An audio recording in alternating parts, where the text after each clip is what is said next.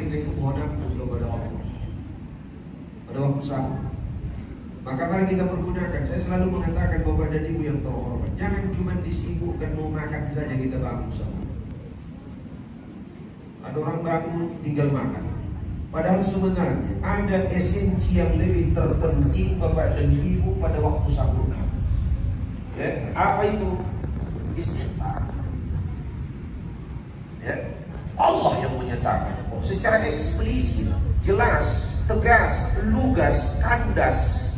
Allah Ta'ala menyatakan wabil ashari, pada waktu sahur itu mereka siapa? Mereka yang mengakui dirinya sebagai orang yang bertakwa, yang juga insya Allah nanti akan diposisikan Allah masuk ke dalam surga. Mereka itu di waktu sahur dan itu mohon ampun kepada Allah.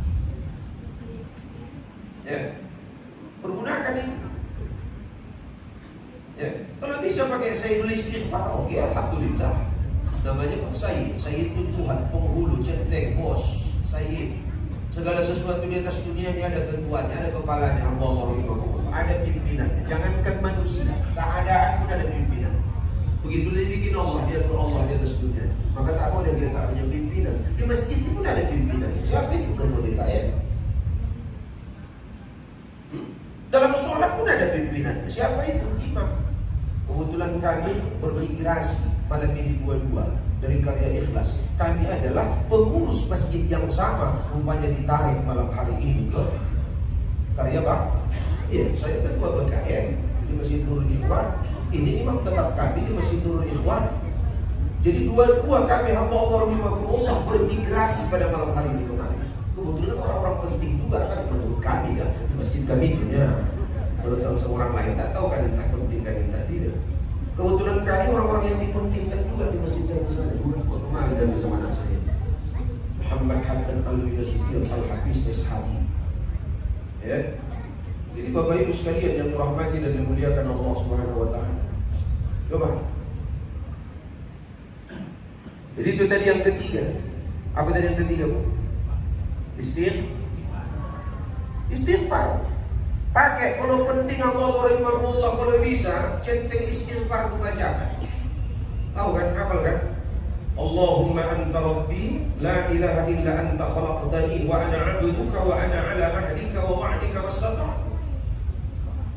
A'udzu bika min syarri ma sana'tu abu'u laka bi ni'matika 'alayya wa abu'u bi dhanbi faghfir li fa innahu la yaghfiru dzunuba illa anta. Pertengahan terakhir itu sangat dalam maknanya. Abu'u laka bi ni'matika 'alayya. Aku menyadari ya Allah sudah terlalu banyak rahmat, nikmat, anugerah yang kau kasihkan kepadaku, tapi dosaku banyak kali sama kau.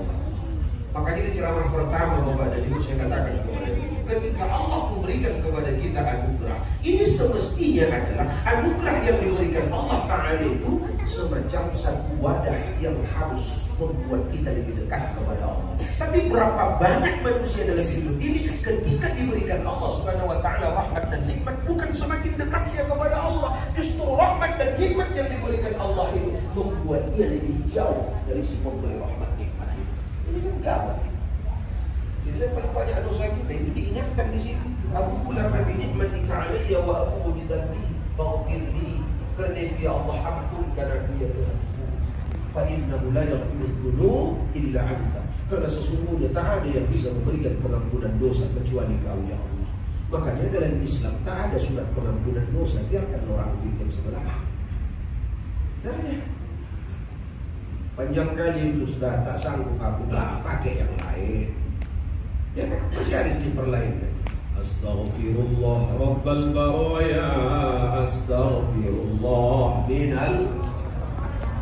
Jarang Ustaz aku pakai itu, yang lain aja pakai astaghfirullahaladzim alladzi la ilaha illa huwal hayyul qayyum wa atubu ilaih. Panjang kali Ustaz tak sanggup aku potong. Ya, astaghfirullahaladzim itu pun tak bisa Ustaz. Astaghfirullah tak sanggup Ustaz, mati aja kalau harus. Mau aku bilang lagi. Jadi Bapak Ibu sekalian yang dirahmati dan dimuliakan Allah, istighfar, pergunakan sahur itu.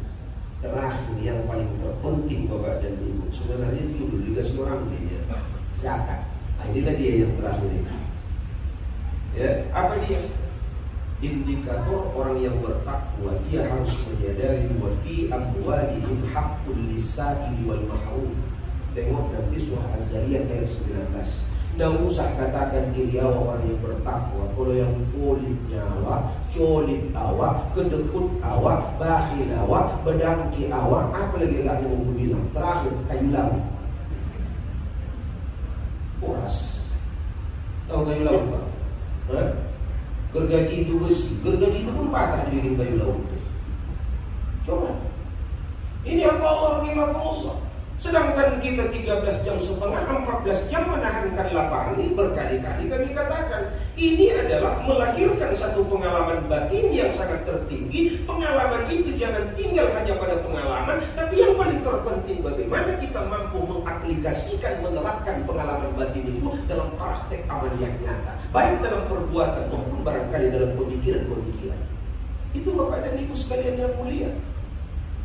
Makanya kalau kita tengok urutan rukun Islam, ya, sesudah kita mengerjakan ibadah puasa, membayar zakat, ya, itu yang dimaksudkan zakat fitrah. Tapi ada juga hadis mendahulukan bayar zakat baru puasa. Kalau kita jumpai hadis duluan dia disebut membayar zakat baru puasa, ini kata para muhaddis, ahli hadis Bapak dan Ibu sekalian, ahli hadis ya, bukan ahli hadas. Ada ahli hadis, ada ahli hadas. Ahli hadas kita sudah bahas. Itu Bapak dan Ibu sekalian. Kata para muhaddis, ahli hadis, kalau didahulukan Bapak dan Ibu cerita zakat baru puasa, ini yang dimaksudkan zakat mal. Tapi kalau yang namanya zakat fitrah, Bapak dan Ibu sekalian yang terhormat, itu puasa dulu baru zakat fitrah.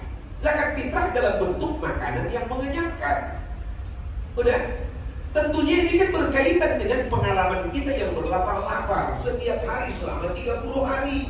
Itu dia tadi. Makanya seperti yang selalu diingatkan kepada kita lewat pengalaman batin mengerjakan ibadah puasa ini, Bapak dan Ibu yang terhormat, terjembatan di hati kita dengan para du'afa. Puasa yang kita lakukan ini melahirkan satu sikap yang disebut dengan sense of responsibility. Ya, kamu tak tahu arti dia entah apa itu.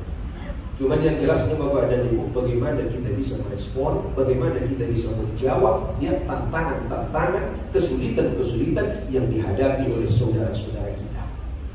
Ya, tak usah pada jauh-jauh sampai di luar pangkalan Masmur, di sekitar karya bakti di saya, sekitar karya kasih Bapak dan Ibu, ya, mungkin karya amal apa namanya, karya apa ini, sampai ke bawah sana, ke Lombang sana, di sini banyak kali ini orang yang gawat-gawat, ya kan?